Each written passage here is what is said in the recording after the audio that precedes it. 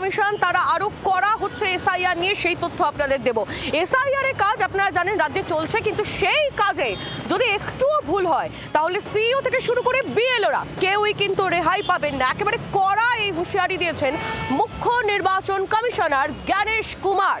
যে খবর পাওয়া যাচ্ছে নির্বাচন কমিশন সূত্র মারফত, যে এসআইআর এর কাজে যদি একটুও ভুল হয় তাহলে সিইও থেকে শুরু করে বিএলও রেহাই নেই কারণ।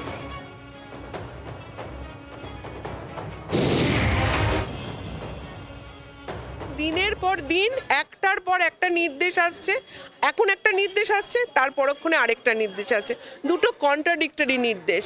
কোনটা নেব বুঝতে পারছি না। তার উপরে এই সময়ের মধ্যে খুব অল্প সময়, আমি অত টেনশন হচ্ছে তো, ফলে আমি ওখানে প্রচণ্ড অসুস্থ হয়ে পড়েছিলাম।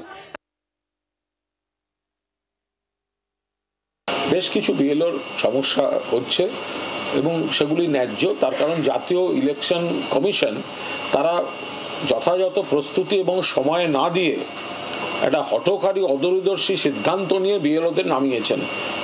ঠিকমতো ফর্মগুলো সাপ্লাই দিতে পারেননি, তারপরে সেই ডিজিটালি সেটা আপলোড করা ইত্যাদি ইত্যাদি, ফোন নাম্বারগুলোকে বারোয়ারি করে দিয়েছে। এটা কোনো কাজ?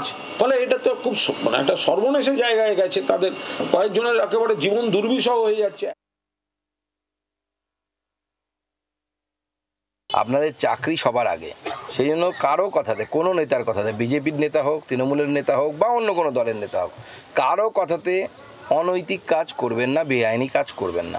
যে বিএলওকে যদি কোনো তৃণমূল কংগ্রেস নেতা ধমকি দেয় যে আপনি মৃত ভোটারটির নাম রেখে দিন, আর সে বাধ্য হয় সেখানে পরিস্থিতির চাপে পড়ে সেটাকে কারেকশন করার জন্য জায়গা থাকে, হেল্প সেন্টার বা নির্বাচন কমিশনের তরফ থেকে এই ধরনের ব্যবস্থা থাকা উচিত এবং পুলিশ প্রশাসনের মাধ্যমে তাদেরকে সহায়তা করা উচিত। নির্বাচন কমিশন এসআইআর এর নামে যা করছে অত্যন্ত ইল প্রিপেয়ার্ড, কোনো প্রস্তুতি ছাড়া করা বলতে যা বোঝায় তাই। প্রক্রিয়ার মধ্যে যেমন নানান অসঙ্গতি, তেমন বিএলও তাদেরকে চিড়ে চ্যাপ্টা করা হচ্ছে। রাজ্যের শাসক দল একভাবে ধমক মারছে, দিল্লির শাসক দল আরেকভাবে ধমক মারছে এবং যে যার পারপাস অনুযায়ী বিএলওদের চালাতে চাইছে।